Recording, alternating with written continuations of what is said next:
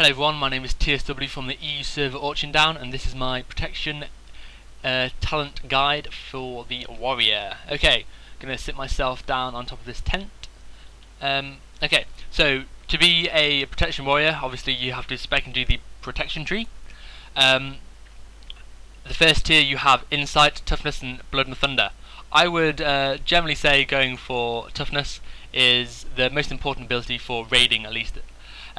Nice to get 10% extra armor straight away. It's a lot of physical damage that you will be not taking. Very nice. You definitely want to spec for Toughness. It's passive physical damage that you're just not receiving. Great.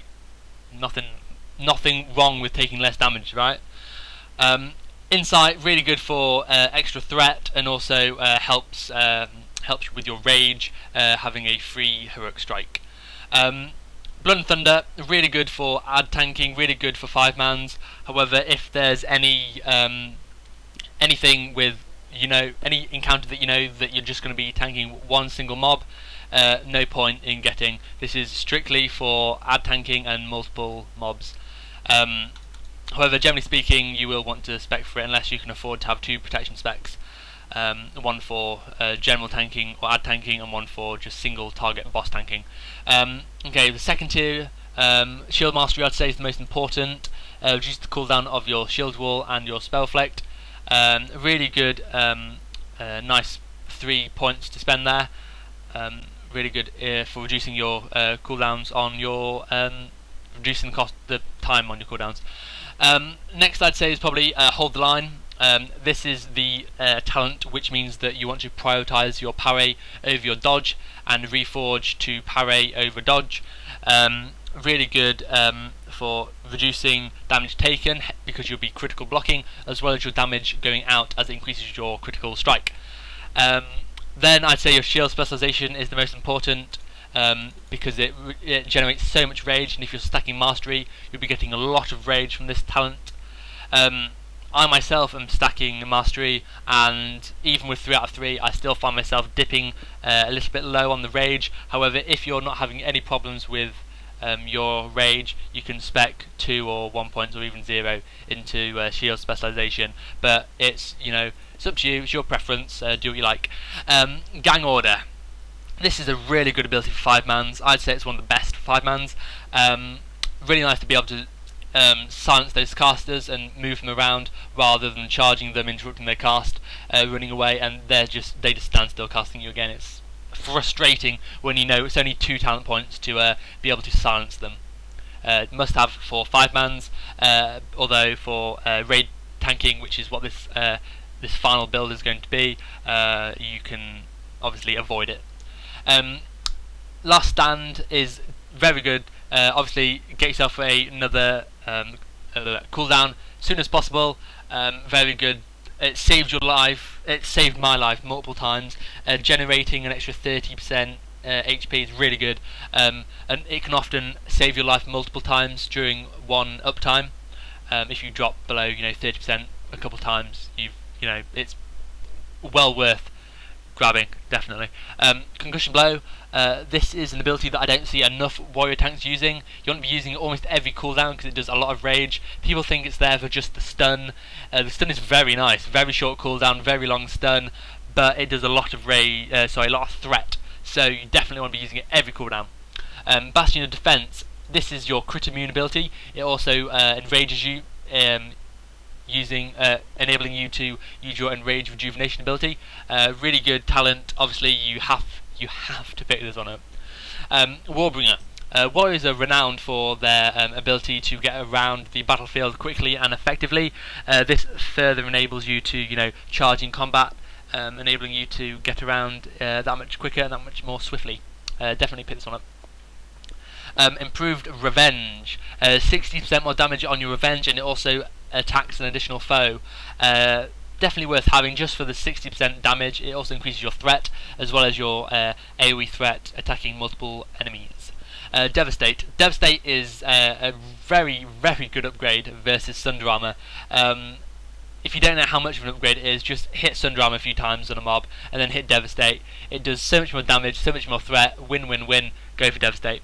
Impending Victory. I would say that this is it's a nice ability, don't get me wrong. However, I only find it beneficial when you are hitting a softened rage at 20%, or the boss goes into a final phase at low HP, increasing its damage.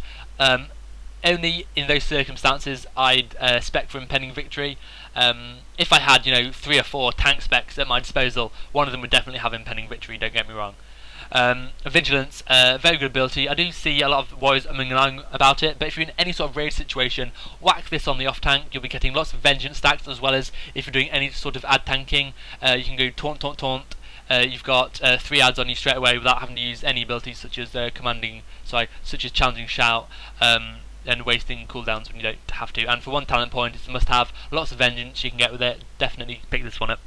Thunderstruck, really good ability for your AoE. Thunderclap, Rend, Cleave, all abilities are increased in damage by 6%, as well as your Shockwave once you use your Thunderclap 3 times. Normally on a pull I would charge, Rend, Thunderclap, and then go for your Shockwave. Try and squeeze in 3 Thunderclaps, then go for a Shockwave with 30% extra damage. Very nice ability.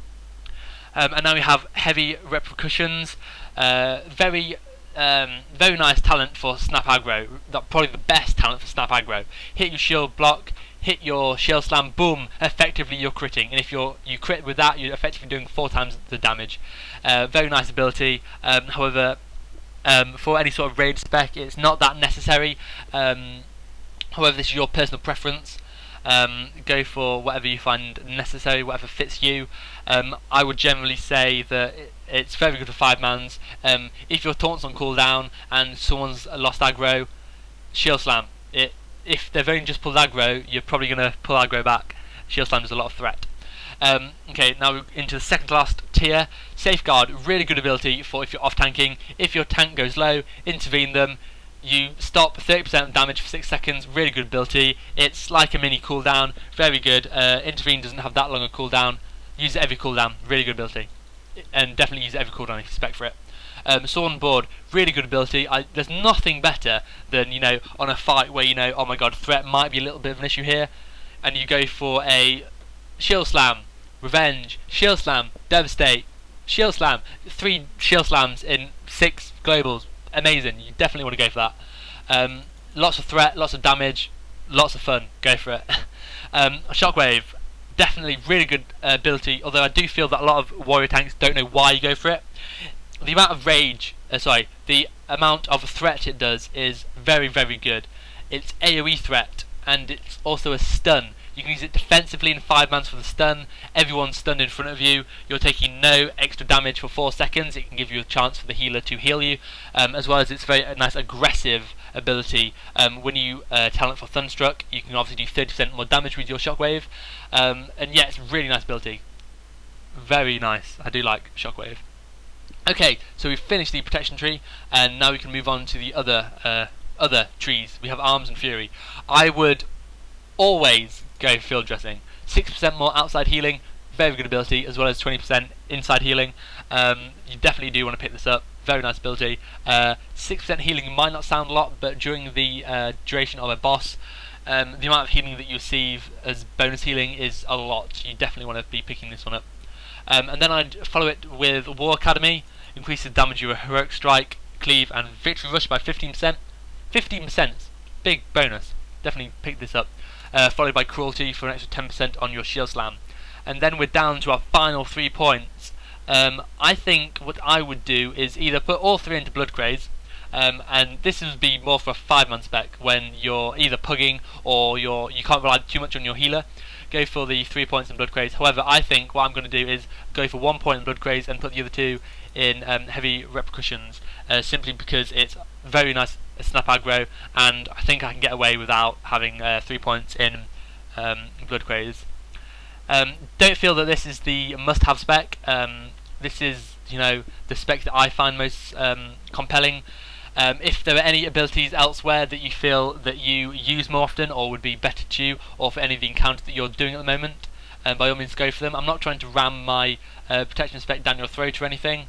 I'm here to help you make an informed decision on your own, and yeah, I hope that you can either go back to your warrior trainer, relearn your talents, and make sure that you have an up-to-date talent tree. I do feel that some warriors out there will still have the same talent spec that they had when they were leveling. Times change, guys. You need to keep up to date. If there are any, like when the new patch comes out, most likely a few of these points will change. But what I want to get across is, in this video, you do not have to spec exactly like this. I'm going to highlight now the points which are the most important ones to get, the ones that you can't really live without, the ones that other warriors be thinking, what is this guy doing? He's not going for these vital talents. The vital talents are highlighted now, so you will be able to at least have some sort of foundation to build from.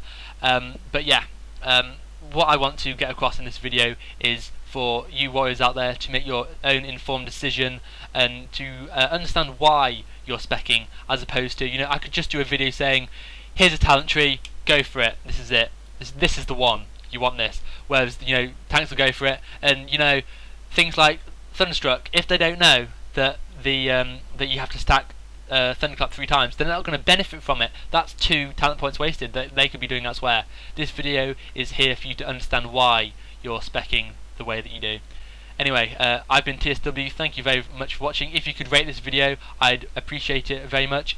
And also, if you enjoyed this video, you can favourite it to refer back to it, as well as subscribe to see any of my upcoming guides for all of the warrior specs, as well as maybe some other classes when I level them to 85. Thanks for watching, and I'll catch you guys later. Cheers.